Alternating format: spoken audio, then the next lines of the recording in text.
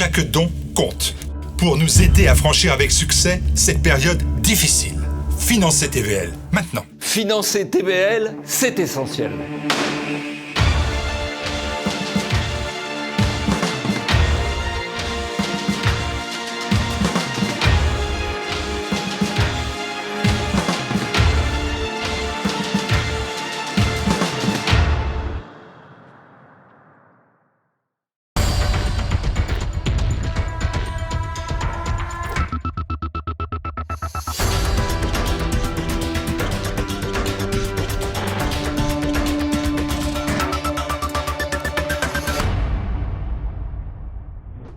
Bonjour à tous et bienvenue dans ce nouveau numéro de Politique et Économie. Aujourd'hui en compagnie de Stanislas Berton. Bonjour Stanislas. Bonjour Pierre. Stanislas est ancien chef d'entreprise. Vous vous consacrez aujourd'hui à l'analyse économique et à la gestion des risques. Vous êtes l'auteur de plusieurs ouvrages. La France retrouvée et L'homme et la cité en 3 tomes. Le dernier est sorti en janvier 2023. Ouvrage tous les 4 disponibles sur la boutique officielle de TV Liberté. Avant de commencer cet entretien, n'oubliez pas de cliquer sur le pouce en l'air, de partager cette vidéo au maximum et de nous laisser vos commentaires pour un meilleur référencement sur Internet. Commençons tout de suite avec vous, Stanislas. Vous dites ceci dans vos derniers travaux: nous sommes dans une guerre mondiale contre le projet mondialiste et elle ne date pas d'hier ou de 2020. Avant d'évoquer cette guerre à proprement parler, est-ce que vous pouvez nous définir ce qu'est le projet mondialiste, ses objectifs, sa stratégie ? Oui, alors le projet mondialiste, c'est un projet totalitaire. Alors qui, dans ses grandes lignes, a plusieurs objectifs. C'est déjà une gouvernance mondiale, c'est-à-dire la disparition des nations souveraines, avec une gouvernance mondiale technocratique, c'est-à-dire où on va gérer, en fait, alors soi-disant de façon rationnelle, le parc humain. On va utiliser pour ce faire des moyens de surveillance extrêmement poussés et qui vont se greffer sur des concepts qu'on voit arriver aujourd'hui, qui vont être l'Internet des corps, l'Internet des objets, les villes connectées, donc ce qu'on appelle les smart cities. Donc ensuite, il y a un autre aspect qui est la destruction des cultures, des identités et des religions traditionnelles. Il y a aussi un autre élément, c'est un projet de dépopulation, puisque à en croire les partisans de ce projet, bien, nous serions trop nombreux sur Terre et il faudrait réduire le nombre d'habitants. Et puis bien sûr, il y a tout un ensemble une vision sociale, donc qui vont de la promotion du LGBT, de la normalisation de la pédophilie et d'un grand nombre de déviances sexuelles. Alors, cette guerre contre le mondialisme, on le voit on va en parler tout à l'heure, commencer il y a un certain temps. Mais qu'est-ce que l'arrivée du Covid ou de cette guerre en Ukraine a pu changer dans le profil que nous montre cette guerre contre le projet mondialiste ? Alors, ce qui s'est passé avec le Covid, c'est que ce projet mondialiste a été rendu visible au plus grand nombre. Et là, les gens ont été touchés vraiment à titre personnel. Et en fait, on voit tous les éléments qui sont présents dans cette crise Covid, puisqu'on a déjà ce projet de surveillance généralisée, c'est-à-dire qu'on a demandé aux gens, notamment avec des applications comme Stop Covid, c'est-à-dire de s'enregistrer et d'associer leur déplacement, leur accès à certains équipements publics ou lieux à en fait un pass. Et en fait, ce qui est important d'expliquer à nos auditeurs, c'est que ce pass sanitaire, il a permis de mettre en place toute une infrastructure numérique qui demain va pouvoir être déclinée dans le cadre de ce projet mondialiste sur d'autres sujets. Donc on évoque les passes carbone, les passes énergétiques, surveiller par exemple la quantité de viande que vous allez consommer. Donc il y avait ces éléments-là. Il y avait aussi, qu'est-ce qui a rendu visible, c'est aussi cette infiltration des élites et du corps politique, c'est-à-dire des décisions qui se sont imposées, et surtout dans sa dimension mondiale. C'est-à-dire ce qui est fascinant dans ce qu'on a vécu, c'est que c'est des directives qui se sont appliquées à l'ensemble de la planète et à tous les pays. Donc les gens qui disent en fait il n'y a pas de plan, le mondialisme est une illusion, une théorie du complot, c'est quand même surprenant de voir que en fait tous les pays du monde ont suivi exactement les mêmes directives au même moment. Alors pas tous. Pas tous, certains. La Suède ne s'est pas pliée aux directives de l'OMS. Exactement, par exemple. Pas tous, mais ce sont, je dirais presque envie de dire, ce sont des groupes témoins, c'est-à-dire qu'on a des pays qui ont échappé justement à ce diktat. Et surtout, ce qu'on voit aussi, c'est que là, aujourd'hui, avec les effets secondaires, on voit aussi l'agenda de dépopulation, puisqu'on sait aujourd'hui qu'il y a un impact absolument considérable sur la fécondité. En France, on a notamment une association qui s'appelle Où est mon cycle, qui a montré notamment les effets sur la fécondité des femmes. Alors, vous parlez d'une gouvernance mondiale, Stanislas Berthon, donc d'une gouvernance qui réunirait... On peut l'imaginer, tous les chefs d'État du monde, mais on voit qu'avec cette guerre en Ukraine qui mobilise l'Occident contre la Russie, on a vu des tas de pays africains, sud-américains ne pas se joindre à ces sanctions qui ont été émises par l'Occident contre la Russie. Donc est-ce qu'on peut toujours penser que ce concept de gouvernance mondiale est encore à jour ? Alors exactement, vous faites très bien de le souligner, c'est ce que j'explique, ce dont on va parler en parlant de cette guerre invisible, c'est que de ce point de vue-là, le projet de gouvernance mondiale tel qu'il avait été conçu et tel qu'il avait été imaginé a été mis en échec. C'est-à-dire que ce qu'on voit aujourd'hui, c'est l'émergence d'une alternative à ce projet en fait global, avec notamment deux puissances souveraines qui sont la Russie et la Chine, et qui sont en train d'agglomérer autour d'eux les BRICS. Et ça, j'en parlais il y a à peu près un an sur votre antenne. Il y a aussi quelque chose de très concret, c'est la dédollarisation de l'économie mondiale. Et en fait, un système alternatif, notamment de paiement, qui est mis en place par la Russie et la Chine. Donc, de ce point de vue-là, ce projet qui était d'avoir un monde en fait unipolaire, en fait, a été mis en échec. Donc, on va vers un monde bipolaire. Multipolaire, en tout cas, avec différents pôles. Et la grande force aujourd'hui des pays comme la Russie et la Chine, c'est d'avoir compris ça, d'avoir réussi en fait à créer un front diplomatique qui rassemble de plus en plus de pays, et surtout des pays qui sont riches en matières premières. Et on voit notamment, quand on écoute la propagande des médias de masse occidentaux, qui nous disent que ces pays-là sont isolés, alors qu'en réalité, c'est l'Occident qui est en train d'être isolé par rapport au reste du monde. Oui, l'Occident est en minorité démographique par rapport à ce reste du monde, les BRICS et l'Alliance de Shanghai, enfin tout un tas d'organisations internationales qui sont en face de l'Occident. Oui, et on a d'ailleurs vu que ces pays du BRICS sont passés économiquement, en termes de PIB, devant les pays du G7. Tout à fait, donc c'est pour ça que vous avez raison de le signaler, c'est pas uniquement démographique, c'est aussi économique. Il faut encore, je l'ai dit, que ces pays sont très riches en matières premières, des matières premières dont on a besoin dans une économie moderne, pour faire tourner une économie moderne. Et aussi, il y a une alliance géopolitique, c'est-à-dire même à l'ONU, même dans les instances internationales, soit ils arrivent à avoir en tout cas une majorité, ou en tout cas ils créent, comme l'Organisation de la coopération de Shanghai, en effet, des structures dans lesquelles en fait, l'Occident ne peut plus imposer sa loi.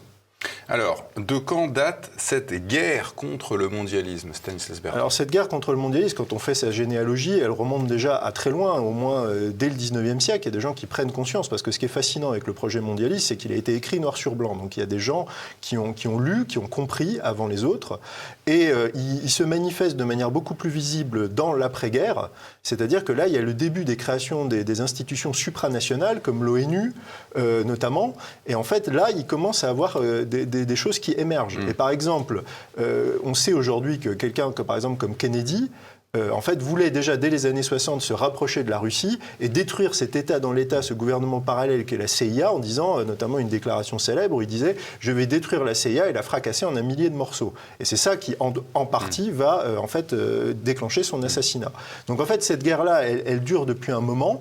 J'ai trouvé récemment, en faisant mes recherches sur Internet, un document qui date de 92, qui est un document à destination des forces de police et de sécurité américaines, qui leur explique comment, à leur échelle, donc des shérifs, des membres de la garde nationale, peuvent combattre le nouvel ordre mondial. Et ce qui est assez fascinant, c'est que c'est un document qui est donc écrit en 92 avec des mises à jour durant toutes les années 90, qui décrit exactement ce qu'on est en train de vivre aujourd'hui, dans les années 2020.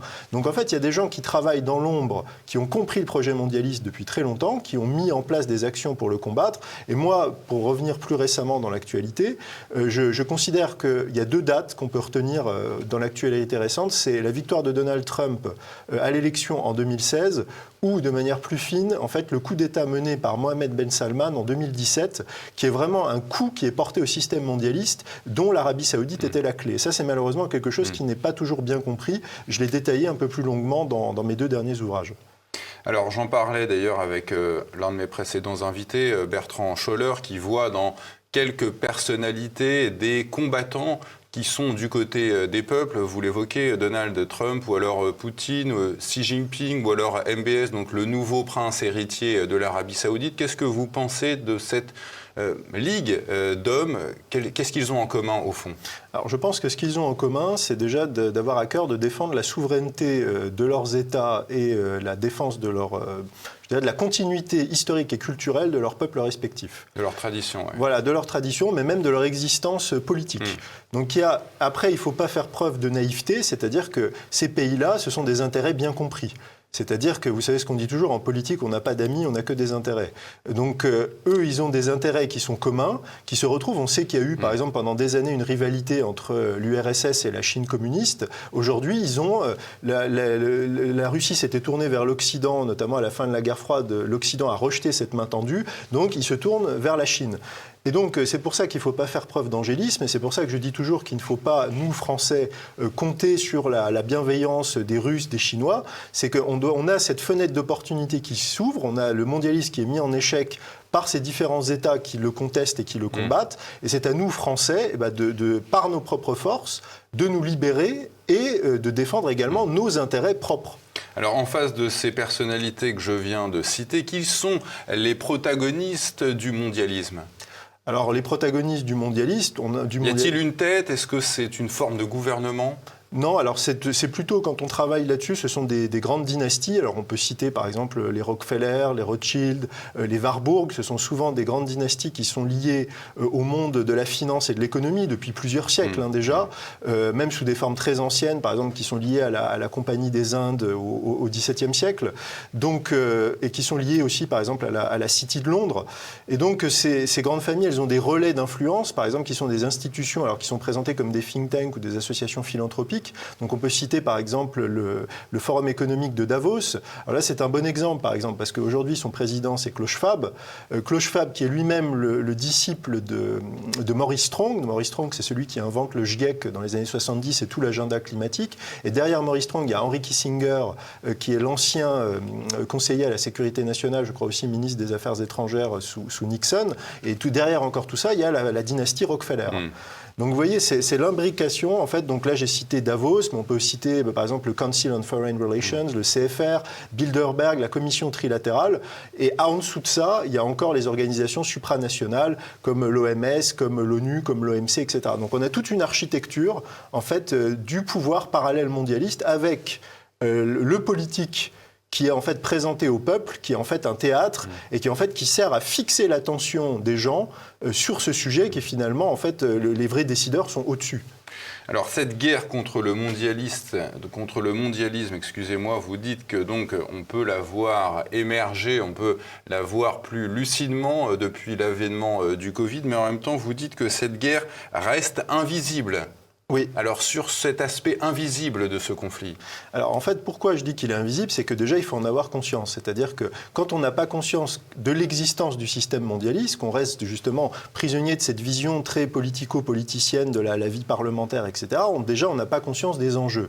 Et on ne peut pas interpréter dans l'actualité les différents mouvements et les différentes phases de cette guerre. Par exemple, quand je parlais de la dédollarisation, quand on sait le rôle central du dollar dans le système mondialiste, comment l'armée américaine et ses bases présentes dans le monde entier ont pour vocation notamment à protéger le dollar et à venir en fait pouvoir attaquer tous ceux qui seraient tentés de sortir de ce système, comme ça a été le cas par exemple de Kadhafi en Libye en 2011, eh ben, on comprend que quand on voit que le dollar est en train de s'effondrer, en tout cas est en train d'arrêter d'être une monnaie de réserve, on comprend qu'en fait ce qui est en train de se jouer, c'est-à-dire ça c'est un signe qu'on interprète de cette guerre invisible, mais qui n'est pas une guerre classique, c'est-à-dire comme ce qu'on peut le voir en Ukraine, mais qui est une guerre qui se joue sur le plan de l'économie, sur le plan du droit, sur le plan de la culture, sur le plan même de la religion. Alors, qui sont les personnalités connues de tous les Français, qui s'expriment sur cette guerre contre le mondialisme et qu'en disent-elles ? Alors, on pouvait citer par exemple Donald Trump, qui dès qu'il est rentré en campagne a dit que lui, son ennemi, en fait, c'était l'État profond américain, qu'il allait vider le marais, selon son expression. On a aussi Vladimir Poutine qui, dans des discours assez récents, a pris position, a même été jusqu'à dire que en fait, c'était les forces de Satan qui avaient pris le contrôle de l'Occident. Il parlait de valeurs inversées, de religions inversées. Après, au-delà du politique, on a eu différentes personnalités. On a par exemple des acteurs comme Mel Gibson qui a pris position. Là, j'ai vu que récemment, il allait faire tout un documentaire sur les trafics d'êtres humains, donc qui sont liés au réseau mondialiste. J'ai vu aussi quelqu'un comme Oliver Stone qui a depuis des années fait un peu le pont entre les États-Unis et la Russie pour améliorer les relations entre ces deux pays et la compréhension entre les élites patriotes américaines et les élites patriotes russes. Et je vais prendre un dernier exemple. Il y avait quelqu'un en France qui s'appelait par exemple Claire Sévrac, qui avait été lanceuse d'alerte, qui avait écrit dès les années 2010 un livre qui s'appelait « La guerre secrète contre les peuples ». Donc il y a tout un panel de gens, que ce soit des intellectuels, des personnalités politiques, des acteurs, qui essayent de nous aider à comprendre ce qui est en train de se passer aujourd'hui. Alors en France, on a un chef de l'État, Emmanuel Macron, qui a un petit peu fait voler en éclats le fameux clivage droite-gauche. Qu'est-ce que vous pensez de ce clivage aujourd'hui ? Je pense que c'est une diversion, c'est une gigantesque arnaque dont il faut s'extraire, qui est en fait utilisée pour fixer justement l'attention du public sur ce type de clivage. En fait, la réalité aujourd'hui, qu'est-ce que c'est ? C'est qu'on a cette oligarchie transnationale qui fonctionne en réalité comme une mafia, qui a ce projet que j'ai évoqué en quelques mots il y a quelques instants. Et en fait, aujourd'hui, c'est cette ultra-minorité contre le peuple, y compris des gens qui sont peut-être aisés ou qui pensent appartenir aux classes supérieures et qui aujourd'hui sont en train d'être touchés à travers eux-mêmes ou à travers leur famille par ce projet. Et moi, j'irai même plus loin, on en parlera peut-être un peu plus tard, c'est que je pense que c'est même au-delà de ça un combat spirituel et qu'en fait, aujourd'hui, la vraie question, c'est est-ce qu'on est pour le Christ ou on est pour Satan ? Alors justement, poursuivez, est-ce qu'il y a une dimension spirituelle dans cette guerre contre le mondialisme ? Exactement. Alors cette guerre, c'est pas juste moi qui le dis, c'est-à-dire qu'elle est rendue visible. Je citais il y a quelques instants Vladimir Poutine qui, dans un discours en 2022, posait les choses en ces termes. Et c'est ce que je dis toujours, c'est-à-dire que même si vous n'y croyez pas, vous ne croyez pas à la réalité de ce combat spirituel, eux, les mondialistes, y croient, ils font référence, ils mentionnent très clairement leur projet qui est littéralement satanique, et ils le disent. Alors justement, est-ce que vous pouvez développer quelles sont les déclarations de ces personnalités du mondialisme qui pourraient nous faire comprendre leur projet? Alors eux ne le déclarent pas aussi de manière aussi directe et aussi franche. Mais par contre, ce qu'on peut comprendre, c'est quand on analyse en fait les décisions qu'ils prennent. Je vais prendre l'exemple du transhumanisme. Le transhumanisme, qu'est-ce que c'est ? Le transhumanisme, c'est l'inversion du récit de la Genèse, c'est-à-dire vous deviendrez pareil et semblable aux dieux. C'est-à-dire on va devenir un homme-dieu. On va dépasser nos limites naturelles, les limites de notre corps fixées par Dieu. Au passage, on ne croit plus en la vie éternelle ou à l'âme, parce qu'on croit que la seule vie qu'on a sur Terre, c'est celle-ci, donc il faut l'allonger le plus longtemps possible. On croit aussi qu'il faut dépasser toutes les limites, c'est-à-dire les limites notamment morales. Et on est en fait dans, il faut le dire aussi, une guerre totale, alors en Occident contre le christianisme, mais plus généralement contre toutes les formes de religion et de spiritualité traditionnelle. Mais qu'est-ce que cela a de satanique, comme vous dites, ces déclarations ? Qu'est-ce que le transhumanisme a de satanique, par exemple ? Qu'est-ce qu'il a de satanique, le transhumanisme ? Parce qu'il pense réellement que, en fait, c'est le récit de la Genèse, il faut revenir à ça. Que dit Satan à Adam et Ève ? C'est goûter aux fruits de la connaissance et vous deviendrez comme des dieux. Et quand on lit les grands penseurs, les occultistes ou les satanistes, eux, quand on lit leurs propres textes, voient Satan comme le libérateur de l'homme. C'est-à-dire que ceux qui suivent la morale chrétienne sont des imbéciles, ils acceptent de se mettre des limites, ils acceptent en fait, ils se font tromper, et c'est Satan qui va libérer l'homme. Donc vous voyez, on est dans ce projet, et sur ce point, je voudrais dire que si on ne comprend pas ça, il manque une pièce du puzzle, parce qu'on n'est pas uniquement dans un combat politique ou même moral ou philosophique, on est dans un combat spirituel, et quand on n'a pas cette compréhension de ces enjeux-là, forcément, à un moment, on s'arrête, on a un élément de compréhension qui nous échappe. Peut-être vous vous en souvenez certainement, Stanislas Berton, lorsque pendant le Covid, on entend le président de la République, Emmanuel Macron, depuis l'Élysée, répondre à une interview du Financial Times, je crois, devant une journaliste. Il évoque, il déclare ses propos, la bête de l'événement, elle est là et elle arrive. Qu'est-ce qu'il faut en comprendre ? Alors, seul Dieu sait ce qui se passe dans la tête d'Emmanuel Macron quand il prononce ces mots. Mais en effet, la bête de l'événement, on sait que la bête, on parle de l'antéchrist, on parle peut-être même de la fin des temps. On peut avoir une lecture eschatologique. En tout cas, il y a une chose qui est certaine, c'est qu'il y a un basculement qui s'est produit avec cette crise et on est rentré dans une nouvelle dimension. Donc après, dans quelle mesure ça peut être accroché à différentes prophéties bibliques ou à certaines visions qui ont été données, ça je laisse les spécialistes justement aborder ce sujet, mais vous avez raison de citer Emmanuel Macron, même à ce niveau-là, il y a une idée en tout cas qu'on dépasse le simple domaine matériel politique, ou naturel ou politique temporel, pour être dans le surnaturel et l'eschatologique. Alors on va revenir à des faits un petit peu plus humains. On va évoquer les grands flux migratoires que l'on peut observer aujourd'hui de l'Afrique vers l'Europe. Sont-ils le fruit des hasards de l'histoire ? Non, alors ça aussi c'est une manipulation. Déjà on essaye de faire croire que c'est un sens de l'histoire et on donne l'impression aux gens que c'est inéluctable. C'est-à-dire que en fait, l'Afrique étant très peuplée, ça serait inévitable que ces populations viennent se déverser en fait en Occident. En plus, un Occident vieillissant, on aurait besoin d'eux. Tout ça, c'est un récit médiatique. On peut imaginer que ces populations, voyant notre confort, aspirent à un niveau de vie plus élevé. Tout à fait, mais celui qu'elles ont en Afrique. Alors leurs aspirations peuvent être comprises, mais c'est la responsabilité des chefs d'État justement je dirais de tout mettre en œuvre pour protéger leur peuple historique ou même et par exemple sur ce sujet, je rappelle que Donald Trump a été un chef d'État qui a réussi durant son mandat non seulement à sécuriser la frontière sud et à négocier des accords avec des pays de l'Amérique du Sud, notamment je crois le Nicaragua, pour renvoyer certains migrants dans ces pays, alors qu'on disait que c'était impossible, même ses alliés républicains disaient que c'était pas possible. Mais je voudrais juste te dire là-dessus, parce que c'est un sujet qui pose problème, notamment dans une certaine droite française, c'est-à-dire qu'on va se concentrer sur les symptômes et non sur les causes. Ce qu'il faudrait voir, c'est qui a organisé cette émigration de masse, qui l'a théorisé, qui l'a voulu, qui l'a pensé, et en fait, ce n'est pas du tout le fruit du hasard. Donc il y a notamment par exemple quelque chose qui s'appelle la Pan-Europe, qui parle d'un projet déjà dès les années 20, qui est une association. Quand on regarde qui a fait partie de cette association, on voit des gens comme Georges Pompidou, comme Valéry Giscard d'Estaing, qui parlent d'une Europe, alors des États-Unis d'Europe. L'inspirateur de cette association, c'est quelqu'un qui s'appelait Courdeneuve-Kalergi. Richard Courdeneuve-Kalergi, voilà, qui parle de l'avenir de l'Europe, c'est un métissage généralisé. Lui-même l'était métis, il était autrichien-japonais. Exactement, et je me souviens, on peut trouver dans une interview qu'il a donnée sur votre antenne, c'était Philippe de Villiers en 2007 qui parlait avec Martial Bill, qui disait qu'il avait assisté à une réunion de la commission trilatérale où il disait que les propos qu'il avait entendus à cette occasion disaient que l'avenir de l'Europe c'était ça, c'était la destruction des identités traditionnelles par l'émigration de masse. Donc, et là, je trouve que souvent, il y a ce déni de l'existence du mondialisme et ce déni de phénomènes sociopolitiques ou migratoires, en fait, qui sont voulus et instrumentalisés au service de ce projet mondialiste.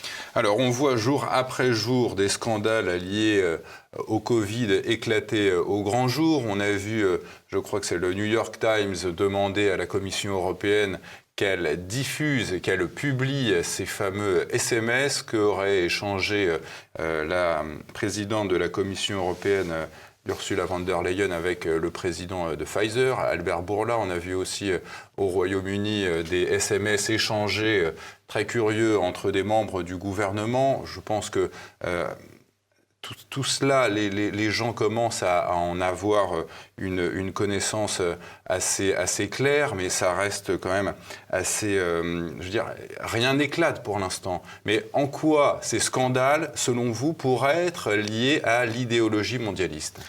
Ils sont liés à plusieurs manières, de plusieurs manières. J'ai déjà dit au début qu'on a vu comment les mêmes mots d'ordre, les mêmes éléments de langage et les mêmes politiques, à quelques rares exceptions près, se sont déployés dans le monde entier. Et souvent, en fait, quand on remonte les circuits de décision, on retrouve justement certaines instances, comme par exemple la Fondation Rockefeller, avec, je me souviens d'un député hollandais qui avait présenté le projet Lockstep.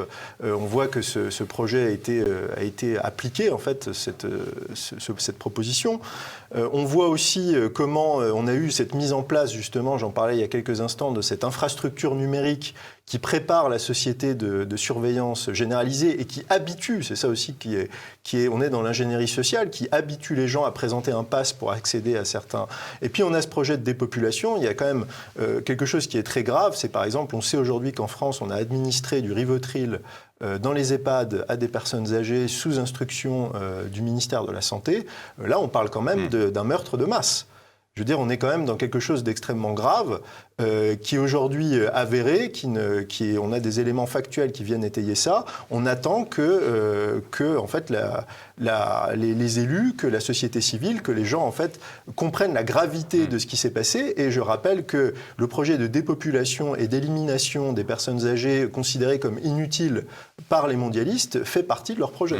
On voit le cheminement législatif qui nous emmène vers une légalisation assez certaine de l'euthanasie. En tout cas, absolument.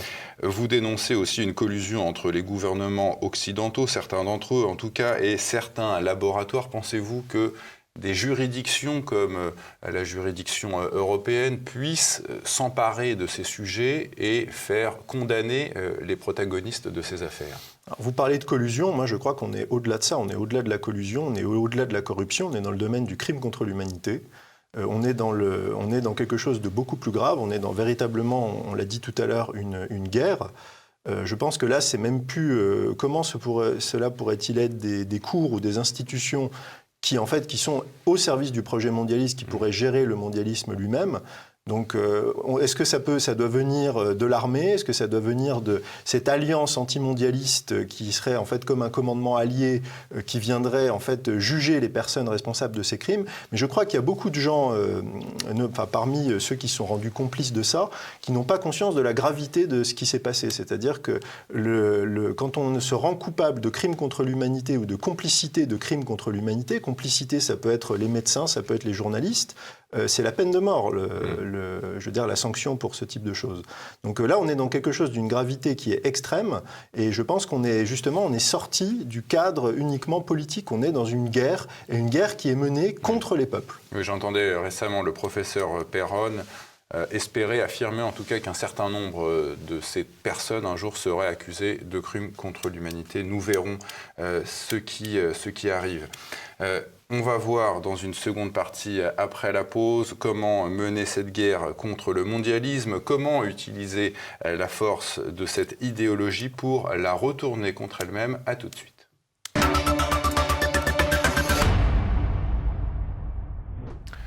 On continue notre entretien avec Stanislas Berthon. Alors Stanislas Berthon, est-ce qu'on peut mener cette guerre contre le mondialisme ? Est-ce qu'on peut imaginer utiliser la force du mondialisme pour la retourner contre lui-même ? Oui, alors tout à fait, on peut faire beaucoup de choses et on peut déjà commencer par mettre en lumière, et c'est ce qu'on est en train de faire ici et ce que vous faites plus généralement sur TV Liberté, c'est-à-dire révéler au grand public ce que les mondialistes font tout pour garder caché. C'est-à-dire que c'est comprendre leur méthode, comprendre leur projet. Et ensuite, dans le cadre de cette guerre contre le mondialisme que j'évoquais il y a quelques instants, on peut aussi voir quelque chose, c'est quand on est dans ce rapport de force asymétrique, c'est-à-dire que le mondialisme contrôle les leviers du pouvoir, contrôle les grands médias, il y a une manière de le mettre en évidence, c'est de le pousser à aller trop loin, trop vite, trop fort. C'est-à-dire qu'on le pousse en fait à accélérer son projet, et ce projet qui était conçu pour avancer petit à petit, pas à pas, de manière furtive en fait dans l'ingénierie sociale, en fait là tout d'un coup ça devient extrêmement visible. Et je vais vous donner un exemple de ça, c'est à quoi on assiste aujourd'hui avec tout ce qui est la déferlante LGBT, transgenre, etc. Aujourd'hui, même des gens qui auraient été peut-être indifférents ou en tout cas, je dirais, pas spécialement concernés par ces sujets, en fait trouvent que ça va trop loin, que ça devient omniprésent. Et pour ma part, mon analyse, c'est que c'est en fait une accélération et on peut casser une machine en la faisant aussi aller trop vite. Et comment la casser alors ? Justement, en la laissant, vous savez, Napoléon disait « ne jamais interrompre un ennemi qui est en train de faire une erreur ». Et moi, je pense qu'en fait, les mondialistes sont aux abois, voient qu'il y a une partie de leur pouvoir qui est en train d'être contestée à l'échelle de la planète et qu'ils sont dans une fuite en avant et que cette fuite en avant, de manière tout à fait paradoxale, contribue à réveiller en fait beaucoup de gens sur la réalité de ce projet. Alors, on a cité quelques personnalités patriotes qui sont à la tête de leur pays ou qui aspirent à le redevenir. Poutine, Xi Jinping, Mohamed Ben Salman, Donald Trump ou encore Erdogan, qui est un nationaliste. Alors, il est musulman, il est islamique, mais il est en tout cas patriote. Je pense qu'il aime son peuple et son pays. Est-ce qu'il faut se méfier ? Est-ce qu'il faut se méfier d'une forme d'opposition qui serait contrôlée par le mondialisme ? Alors ça, c'est toujours le risque. Je l'ai évoqué de manière plus large dans le dernier volume de mes essais. J'ai fait tout un article consacré à ce sujet. C'est une possibilité. C'est pour ça qu'il ne faut pas faire preuve de naïveté ou pas en tout cas placer sa confiance dans des figures qui viendraient nous sauver ou qui seraient voilà, nos anges gardiens en quelque sorte. Il y a deux choses par rapport à ça. C'est que déjà, c'est ce que je disais en début d'entretien, c'est qu'il faut comprendre qu'il faut se sauver par nos propres forces. C'est-à-dire que nous, on est français. Ce qui nous doit nous intéresser, c'est la défense de la France et c'est la continuité historique du peuple et de la culture française. Donc c'est ça qui doit, et avec sa dimension, j'évoquais tout à l'heure la dimension spirituelle, avec sa dimension chrétienne, qui est quand même encore très marquée en France. Quand on interroge Charles Gave sur qu'est-ce que la tradition française, il répond le Christ. Voilà, le christianisme et le catholicisme en particulier. Donc il faut être vigilant par rapport à ça. Et donc je pense que l'approche la plus saine de ces questions, c'est de voir en effet qu'il peut y avoir des intérêts convergents avec certaines puissances, avec certains pays.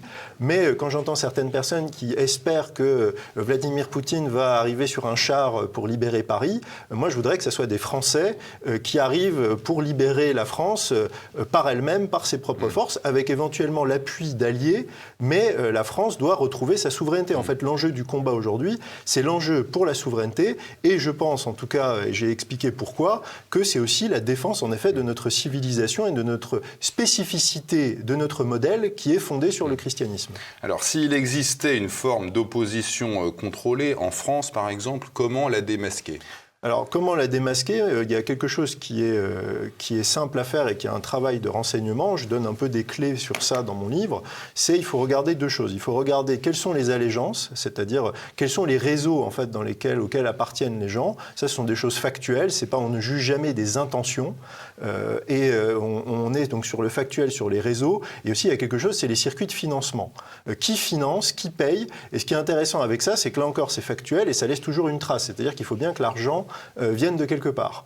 Donc on peut le faire, c'est un travail d'enquête et c'est quelque chose de très important. Et moi j'ajouterais par expérience, et toujours on revient à cette dimension spirituelle, c'est le rapport justement à la foi chrétienne et à l'héritage chrétien de la France.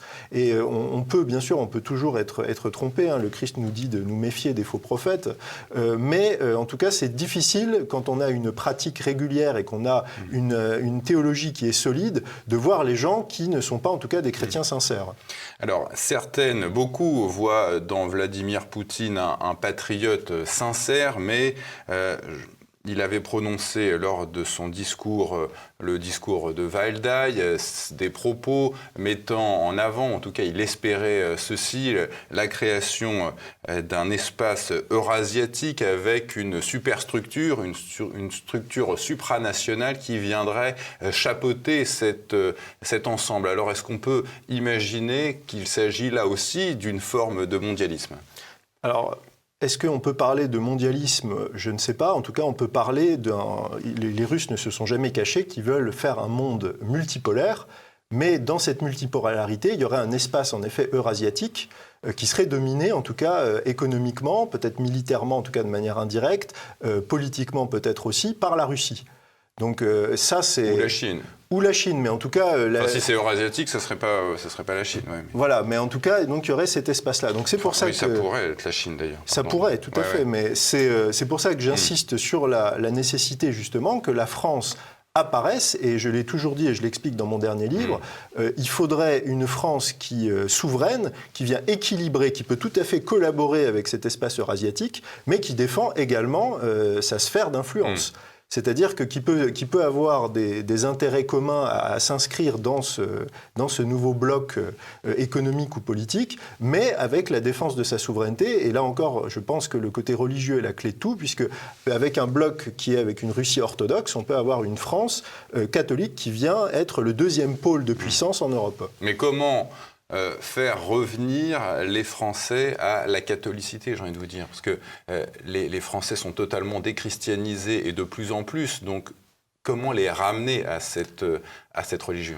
Déjà, leur en parler, leur parler du Christ, ne pas que les catholiques laïcs, c'est-à-dire qui ne soient pas du clergé, fassent ce travail, que le clergé lui-même, les prêtres, les évêques, arrêtent d'être dans cette timidité qu'on retrouve parfois et se remettent à évangéliser, à expliquer aux Français ce que c'est que le christianisme. Parce que pour travailler sur ces sujets et faire de nombreuses conférences, ce que je constate, c'est qu'il y a une méconnaissance aujourd'hui des Français de ce que c'est que la foi chrétienne, des dogmes catholiques en particulier, et que souvent, en fait, les gens rejettent un catholicisme qu'ils ont inventé, qui n'a rien à voir avec le catholicisme tel qu'on le pratique et qu'on connaît quand on est soi-même un catholique pratiquant. Donc il faut déjà expliquer aux Français, et ça, au-delà de l'aspect religieux, c'est aussi se reconnecter à son héritage, parce qu'aujourd'hui, vous emmenez beaucoup d'enfants, par exemple, dans un musée avec toutes ces œuvres extraordinaires de notre patrimoine artistique, qui sont remplis de scènes bibliques ou tirées du christianisme, les gens ne comprennent plus les symboles, ne comprennent plus les scènes, ne comprennent plus à quoi on fait référence. Donc, au-delà même de la dimension de la foi, il y a un héritage chrétien qui est présent absolument partout dans notre société, et il faut redonner aux Français les clés pour le comprendre, parce que ça fait partie de notre civilisation française.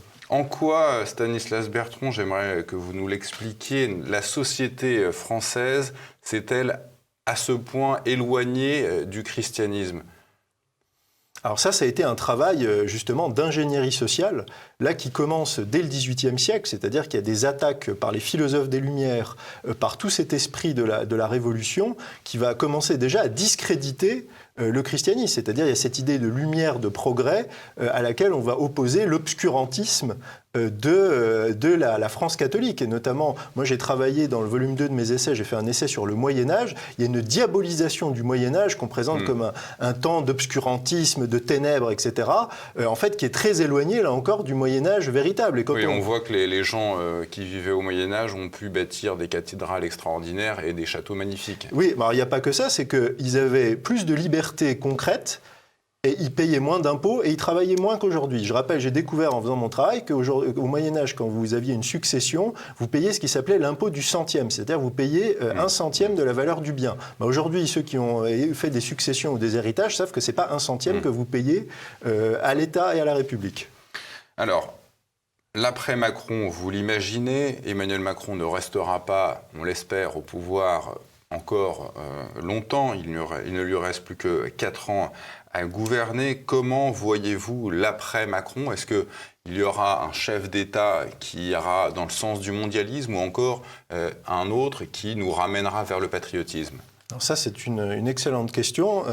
Ce que je voudrais dire, c'est qu'il faut faire preuve de vigilance. C'est-à-dire que déjà, à 2 niveaux, déjà, il faut Emmanuel Macron qui cristallise beaucoup de choses, et peut-être d'ailleurs à dessein, c'est-à-dire qu'on concentre beaucoup de choses sur la figure d'Emmanuel Macron pour que le jour où il est enlevé, il y ait un soulagement général, mais que le système qui a porté Emmanuel Macron au pouvoir demeure. Donc là, ce qu'il faut faire, c'est libérer la France du mondialisme et en fait assainir ce que disait Donald Trump, c'est-à-dire il faut vider le marais, mais sauf que là, c'est pas le marais de Washington, c'est le marais de Paris, des ministères, tous ces relais qu'on trouve partout, tous ces gens qui ont relayé, notamment pendant le Covid, etc., ce projet en fait mondialiste. Et ensuite, c'est qui on va mettre à la place. Et vous savez, c'est comme les trains, un mondialiste peut en cacher un autre. Donc il faut être très vigilant qu'en fait, en étant soulagé d'être débarrassé d'Emmanuel Macron, on ne retrouve pas quelqu'un qui même, pouvant se faire passer pour un patriote et disant peut-être aux Français ce qu'ils ont envie d'entendre sur certains sujets comme les migrations, comme le transgenre, etc., en fait, ait opéré un repli tactique temporaire pour que le mondialisme garde le pouvoir. Tout à l'heure, vous parliez d'opposition contrôlée. Il faut comprendre que le mondialisme a compris qu'il faut garder le pouvoir et que pour garder le pouvoir, il faut la synthèse et il faut l'antithèse. Enfin, il faut la thèse et l'antithèse, pardon. Et donc, en fait, il faut donner toujours à la fois la version et il faut donner son contraire. Et donc, il faut être très vigilant avec ça. Et c'est pour ça que je dis, il faut aller regarder les réseaux, il faut aller regarder les financements pour ne pas tomber justement dans ce piège. Les gens, on a l'impression qu'ils s'habituent à tout, au pire, depuis le Covid. Est-ce que vous pouvez nous rappeler dans quelle société on vit aujourd'hui? Qu'est-ce qui cloche dans notre société aujourd'hui? C'est ce que j'explique dans mon dernier livre, c'est qu'on vit dans une société qui est fondée sur des mensonges. C'est pour ça que j'ai appelé un chapitre de mon livre « L'empire du mensonge ». En fait, aujourd'hui, les gens sont prisonniers, sont dans une prison, Mais cette prison est d'autant plus terrible qu'en fait, c'est une prison aux barreaux invisibles. Et ces barreaux sont le mensonge. Et en plus, on dit aux gens... cette prison n'existe pas, vous n'êtes pas dans une prison, donc comment se libérer d'une prison dont on ignore l'existence? Comment se libérer quand on est un prisonnier mais qu'on croit être libre? Et surtout, quand tous les gens qui pourraient vous aider à sortir de cette prison, on dit non, n'allez surtout pas les voir. Ce sont des complotistes, ce sont des extrémistes. Mais en quoi sommes-nous prisonniers concrètement? De quoi sommes-nous prisonniers? Nous sommes prisonniers d'un mensonge, comme on nous a dit par exemple, on nous a dit il y a une pandémie extrêmement dangereuse. En fait, aujourd'hui, on a par exemple plusieurs études, je pense par exemple au livre de Pierre Chaillot qui montre qu'il n'y a pas eu de surmortalité en 2020, que la mortalité elle est aujourd'hui. Donc c'est une pandémie en fait qui a été fictive, qui a été portée par les médias de masse. Ensuite, on nous a dit injectez-vous ces produits de cette thérapie génique expérimentale qu'on a appelé vaccin, un autre mensonge. Et en fait, on vous a dit ça va vous guérir, ça va être bien. Aujourd'hui, on voit qu'il y a l'explosion des effets secondaires. Donc vous voyez, en fait, on a une accumulation de mensonges et je pourrais continuer 3 heures comme ça. Il y a toute une partie de mon livre qui est consacrée à tous ces mensonges. En fait, c'est ça. Et c'est là encore, on revient à l'Évangile. L'Évangile nous dit, vous connaîtrez la vérité et la vérité vous rendra libre. C'est la vérité qui nous libère. Mais est-ce que cette liberté, elle n'est pas effrayante au fond? Ah mais bien sûr. Bien sûr, elle est effrayante, mais elle est d'autant plus effrayante que tout est fait, le système est conçu dès notre plus tendre enfance, dès l'éducation, pour nous rendre incapables de la gérer. Moi, j'ai écrit aussi sur ça, sur l'infantilisation. C'est-à-dire, il y a un double mécanisme, c'est-à-dire qu'on infantilise les gens, on les rend incapables d'être autonomes, d'être souverains, à commencer à être souverain dans sa famille, par exemple sur l'éducation de ses enfants, ne serait-ce qu'un exemple simple. Et ensuite, on transfère cette souveraineté sur l'État, c'est-à-dire que l'État, en fait, devient, on dit l'État nounou, l'État devient les parents. Et là, il y a un mécanisme psychologique qui est d'autant plus pervers, puisque comme l'État est identifié aux parents, c'est terrible d'imaginer que vos parents vous veulent du mal. Donc c'est pour ça aussi qu'il y a ce déni. C'est-à-dire que pour beaucoup de personnes, revenir à penser que l'État n'est pas leur ami, c'est imaginer que leurs propres parents essayent de les tuer. Donc vous voyez la difficulté psychologique de gérer cette situation. Et là encore, c'est voulu par des gens qui connaissent très bien la psychologie et qui ont inventé la science de l'ingénierie sociale. En préparant cette émission, Stanislas Berthon, j'ai un petit peu compris que vous avez la certitude que le mondialisme finira par tomber, qu'il est peut-être même aujourd'hui en train de tomber. Et vous imaginez voir la France jouer un rôle spécial dans cet après-mondialisme. Quel rôle la France pourra-t-elle jouer, pourrait-elle jouer? Déjà, tout dépend de est-ce que la France va réussir à se libérer par elle-même et à revenir justement à son rôle de puissance catholique, fille aînée de l'Église. Si elle arrive à faire ça, elle peut jouer un rôle très important qui a toujours été le sien, c'est-à-dire d'être une puissance d'équilibre dans un nouveau monde multipolaire. Et là, il faut comprendre que la France n'aura jamais, par exemple, l'ampleur du territoire russe, elle n'aura jamais la capacité, ces masses productives chinoises, mais elle peut jouer son rôle de modèle. Les matières premières russes. Oui. Exactement, mais elle peut jouer ce rôle de modèle, elle peut jouer ce rôle d'alternative, et je pense que ça, c'est indissociable de sa vocation chrétienne. La France peut montrer au monde ce que c'est qu'un peuple authentiquement chrétien. Alors, vous évoquez la Russie, Stanislas Berthon, justement. Quelle position la France de cet après-mondialisme, devra-t-elle jouer, devra-t-elle avoir vis-à-vis de la Russie orthodoxe ? C'est ce que j'ai dit tout à l'heure, c'est que je pense que cette France catholique est le contrepoids nécessaire d'une Russie orthodoxe en Europe, en Eurasie. Voilà, je pense que c'est aussi simple que ça. Et là, ce n'est pas une question de foi. Je voudrais vraiment que les auditeurs comprennent que c'est une question d'équilibre géopolitique. On voit qu'on va avoir une Amérique protestante trumpienne, on va avoir le monde arabe avec Ben Salman, justement, et puis ce rapprochement entre l'islam sunnite et chiite, qui est aussi un événement considérable avec la reprise des relations entre l'Iran et l'Arabie saoudite. On voit le confucianisme qui redevient l'idéologie de la Chine communiste, qui avait rejeté quelques décennies auparavant ce modèle. On voit la Russie orthodoxe. Le seul grand pays, le seul grand peuple qui n'est pas revenu à sa tradition, c'est le peuple français, alors que c'est cette fille aînée la France, fille aînée de l'Église. Je dis au passage que la France a un rôle très spécial. Il faut savoir que la France, c'est le royaume de Marie. Il y avait quelqu'un qui a fait un site internet qui s'appelle Royaume de Marie, qui montre qu'on est le pays au monde où nous avons eu le plus d'apparitions de la Vierge Marie. Donc il y a une bénédiction spéciale qui est liée à la Vierge Marie, qui est une figure catholique par excellence. Mais quand vous évoquez ces apparitions et le rôle que la France catholique devra jouer, comment ouvrir les yeux aux Français qui sont complètement déconnectés du spirituel ? En leur expliquant inlassablement, en leur donnant cette clé, en témoignant et en essayant justement de leur expliquer que justement c'est pas qu'une question de foi, c'est aussi en fait un enjeu de survie, de civilisation en fait là, je ne vois pas. En fait, la question centrale qui se pose aujourd'hui, c'est quelle est la vocation de la France ? C'est-à-dire qu'aujourd'hui, la France est occupée, elle a été détournée de sa vocation par des élites mondialistes. Aujourd'hui, si on parvient à se libérer de ces élites, pourquoi faire ? Quel est le projet ? Quel est le projet ? Quelle est la raison d'être du peuple français ? Moi, j'apporte une réponse qu'on peut rejeter ou en tout cas critiquer, mais je dis qu'une réponse qui m'apparaît la plus satisfaisante, c'est de dire la France est là pour défendre la foi chrétienne et défendre la foi catholique. Voilà. Quand on parle aux musulmans de France, du Christ, ils ont les yeux qui brillent. Donc, comment la France pourrait-elle retrouver des relations apaisées avec les Français de confession musulmane et avec le monde musulman en général ? Alors, vous faites le lien parfait avec ce que je viens de dire, c'est-à-dire que je pense que notamment avec cette problématique des populations musulmanes présentes massivement en France, ils seraient beaucoup plus prêts à accepter une France catholique. Qu'une France républicaine. Qu'une France, absolument, parce qu'il y a deux choses que ne comprennent pas, et je dirais même plus que méprisent les musulmans, c'est l'athéisme, c'est la laïcité, et c'est tout ce qui touche les valeurs sociétales républicaines, notamment les LGBT. Alors qu'au contraire, et moi je discute souvent, parfois avec des musulmans quand je viens à Paris ou dans ma vie de tous les jours, ils ne comprennent pas pourquoi les Français ne sont pas catholiques. Ils disent, moi je viens du monde arabo-musulman, je suis musulman, c'est normal. Pourquoi vous n'êtes pas chrétien ? Alors bien sûr, et quand vous leur parlez de ça, quand vous êtes ferme dans vos convictions, que vous expliquez ce que c'est que la religion catholique, quels sont ses dogmes, quelles sont les vérités de la foi, ils ont non seulement un respect, et parfois, vous l'avez dit, un intérêt. Et moi je pense qu'il y a beaucoup de musulmans qui ont soif du Christ, et en fait les Français devraient se donner comme mission d'expliquer et d'évangéliser sur ce point-là les populations musulmanes. Qu'est-ce que le catholicisme a de grand ?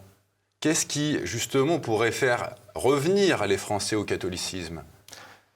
Qu'est-ce qui peut ? Alors ça, c'est la grâce de Dieu qui peut les faire revenir. Moi, je pense que, et je l'explique dans mes livres, je pense que le seul progrès qu'il y a eu dans l'histoire, c'est la civilisation chrétienne. Je pense que quand on nous dit qu'il y a un avant, un après Jésus-Christ, il y a vraiment eu l'histoire qui a été divisée en deux. Et que malheureusement, en fait, aujourd'hui, on est en train de revenir dans une époque barbare. Et en fait, on revient à la barbarie pré-chrétienne. Et qu'il y a énormément de choses, notamment le retour du sacrifice. En fait, le Christ, par son sacrifice sur la croix, est venu éteindre les sacrifices. Et comme l'a expliqué notamment René Girard, brillant penseur français, une société qui se déchristianise, c'est une société qui retourne à ce qu'il appelle la violence mimétique et le retour des sacrifices humains. On est en plein dedans. Est-ce que tous les maux de la France viennent-ils du fait que les Français sont coupés de Dieu ? Mais je le pense, et ce que vous venez de dire, en fait, Pierre, c'est la définition de l'enfer. Être en enfer, c'est être coupé de Dieu, et c'est même plus loin que ça, c'est-à-dire que quand on est en enfer, non seulement on est coupé de Dieu, mais en fait on veut rester coupé de Dieu. On n'est pas dans le repentir. On est dans la satisfaction de se dire non, par orgueil, par entêtement, je veux rester coupé de Dieu. En fait, c'est ça. Les Français constatent dans leur vie de tous les jours qu'ils sont en enfer, que la France est devenue par bien des aspects un enfer, mais parce que les Français se sont coupés de Dieu. Et je pense que dans la guerre qu'on a évoquée durant tout cet entretien, en fait, la seule question qui vaille, c'est est-ce que cette guerre, déjà, vous allez la mener ? Est-ce que vous allez vous battre ? Vous allez arrêter d'être passif ? Est-ce que vous allez la mener sous la bannière du Christ ou sous la bannière de Satan ? Mais est-ce qu'il faut encore un événement de plus grande ampleur encore que celui du Covid pour ramener les Français vers une compréhension de cette guerre qui se déroule invisible sous leurs yeux, celle du mondialisme ? Vous savez, est-ce qu'on peut s'attendre à encore pire ? Alors ça, le pire est toujours possible, malheureusement. Avec tout ce qui s'est passé, avec le Covid, avec cet effondrement généralisé, avec tous ces faits divers absolument horribles qui se produisent chaque jour, je ne sais pas quel événement, alors peut-être... Est-ce que les mondialistes prévoient un agenda ? Est-ce qu'il y a un événement qui peut... Écoutez, difficile à dire. Est-ce qu'il faudrait une catastrophe nucléaire ? Est-ce qu'il faudrait que la France s'effondre, qu'on n'ait plus d'électricité, que les gens n'aient plus à manger pendant des jours ? Je ne sais pas, je ne le souhaite pas. Vous savez, voilà, il est dit dans l'Évangile que celui qui a des yeux pour voir, voit, celui qui a des oreilles pour entendre, entende. Donc voilà, ça c'est aux Français d'essayer de comprendre ce qui se passe. Moi je pense qu'en tout cas tous les signes sont là, toutes les personnes sont là pour leur donner des clés pour comprendre ce qui se passe. Après, c'est à chacun de faire le chemin par lui-même. Et je vais préciser une chose, c'est qu'un chrétien croit qu'on a une liberté. Il y a toujours une liberté de l'homme. Et la liberté, Dieu ne nous force pas la main.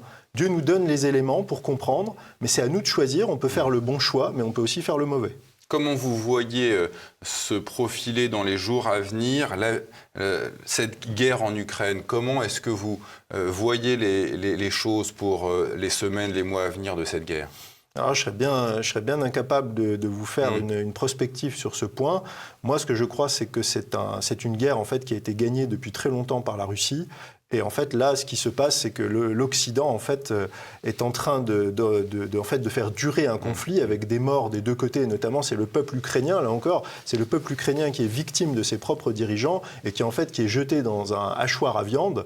Et en fait, le côté de cette guerre, alors qui peut s'inscrire dans le cadre de cette guerre contre le mondialisme, c'est qu'aujourd'hui, la guerre en Ukraine est un espèce de gigantesque trou noir qui est en train d'absorber toutes les ressources de l'OTAN et qui est en train, alors qu'elle devait impacter la Russie, est en train de détruire indirectement les économies occidentales. Je reviens à ce que je disais tout à l'heure, principe de Napoléon, n'interrompez jamais un ennemi qui est en train de faire une erreur.